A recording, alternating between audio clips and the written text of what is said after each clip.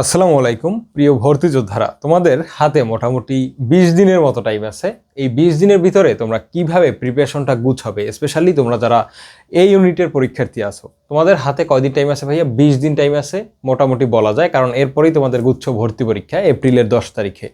তো এই 20 দিনে তুমি এই সাবজেক্টগুলো কিভাবে রিভিশন দিবা? দেখো, তোমার গুচ্ছ ভর্তি পরীক্ষায় টোটাল 100 মার্কের অ্যান্সার করতে হবে। 4টা সাবজেক্ট থেকে তোমার 25 করে, 4-25-এ 100 মার্কের অ্যান্সার করতে হবে।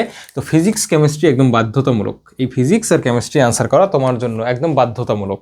তারপরে তুমি ম্যাথ বা বায়োলজি দুইটাই দেখাতে পারবা। কেউ যদি চাও ম্যাথের পরিবর্তে বাংলা অথবা ইংলিশ দেখাইতে পারো, কেউ যদি চাও বায়োলজির পরিবর্তে বাংলা অথবা ইংরেজি দেখাইতে পারো।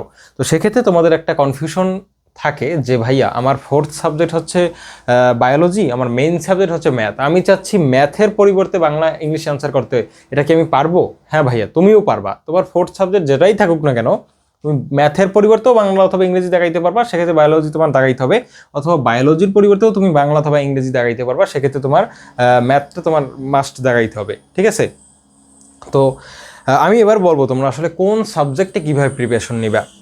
তো দেখো, যারা ফিজিক্স, তো তোমাদের সবার আছে ফিজিক্স অ্যান্সার করতে হবে। ফিজিক্সের জন্য তুমি একটা কাজ করবো ভাইয়া, ফিজিক্সের জন্য সবচেয়ে ইম্পর্ট্যান্ট যে জিনিসটা আমি বলবো এটা হচ্ছে সূত্র খুব ভালোভাবে মুখস্থ করা। কি ভাইয়া? ফিজিক্সের সকল সূত্র খুব ভালোভাবে মুখস্থ করতে হবে তোমার। সূত্রের পাশাপাশি ইসহাক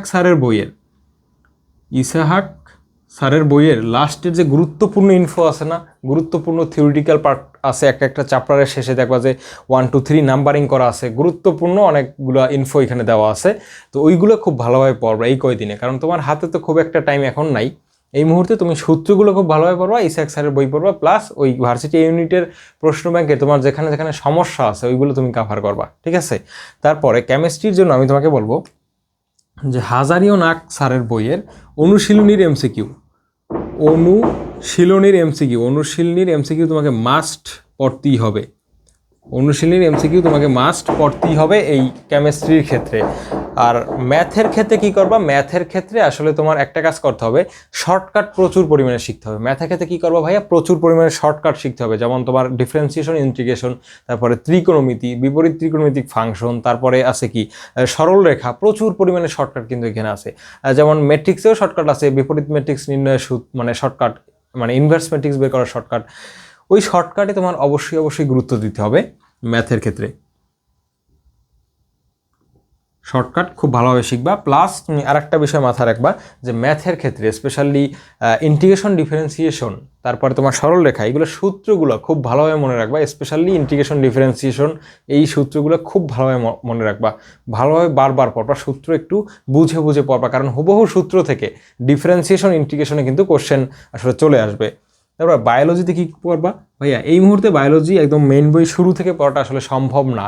তোমরা যারা ইতোপূর্বে মেইন বুকটা ভালোভাবে পড়ে আসছো দাগাইয়া, তারা আসলে মেইন বুকটা খুব ভালোভাবে রিভিশন দিবা। আর যারা আসলে বায়োলজি ওইভাবে প্রিপারেশন নাও নাই মেইন বুক ভিত্তিক, তোমরা যেটা করতে পারো, কোচিং সেন্টারের যে বিভিন্ন বই আছে ভার্সিটি ইউনিটের জন্য, তুমি ওইখান থেকে গুরুত্বপূর্ণ তথ্যগুলো, ছকগুলো, তারপর তোমার টেবিলগুলো খুব ভালোভাবে পড়বা প্রত্যেকটা চ্যাপ্টারের। এর পাশাপাশি একটা কাজ করবা যে দেখবা তুমি আসলে মেডিকেলের দাগানো বইটা কালেক্ট করতে পারো কিনা। তো ওইটা যদি পারো, তাহলে ওইটা যদি একবার পড়ে যেতে পারো, যা গুরুত্বপূর্ণ চ্যাপ্টার যেগুলো আছে ওগুলো থেকে যদি অন্তত একবার একটু দাগানো লাইনগুলো পড়ে যেতে পারো, তোমার জন্য আসলে ভালো হবে। তো বায়োলজির জন্য যারা আগে মেইন বুকটা ভালোভাবে পড়ছো, তোমরা মেইন বুকটাই ভালোভাবে পড়ো, পাশাপাশি তুমি চাইলে কোশ্চেন সলভ করতে পারো। আর তোমার যারা ভালোভাবে প্রিপারেশন নেওয়া নেয় বায়োলজির জন্য, তারা কি করবা? তারা ওই যে কোচিং সেন্টারের বইয়ের কনসেপ্ট বুক বা মাস্টার কোশ্চেন ব্যাংক, এইগুলোর আসলে তুমি ওই টপিক ধরে ওই টপিকের আন্ডারে যে তথ্যগুলো দেওয়া আছে, সাজিয়ে গুছিয়ে দেওয়া আছে ওই বইগুলো, তো ওইখান থেকে তুমি পড়তে পারো চাইলে। আর বাংলা আর ইংরেজি এই দুইটা তো তোমরা অ্যান্সার করবা, কেউ করবা বাংলা, কেউ করবা ইংরেজি অ্যান্সার। তো বাংলাই বেশি অ্যান্সার করবা তোমরা। তো বাংলার জন্য কি করবা? বাংলা প্রথমের জন্য স্পেশালি তুমি গদ্য পাঠটায় খুব বেশি গুরুত্ব দিবা। গদ্য মানে গল্প যেগুলো আছে তোমার বইয়ে, যতগুলো গল্প আছে ওই গল্পগুলো খুব ভালোভাবে পড়বা ইন্টারের বইয়ের। ওইখান থেকেই মোটামুটি 8-9টা প্রশ্ন দিয়ে দিবে কিন্তু গদ্য পাঠ থেকে।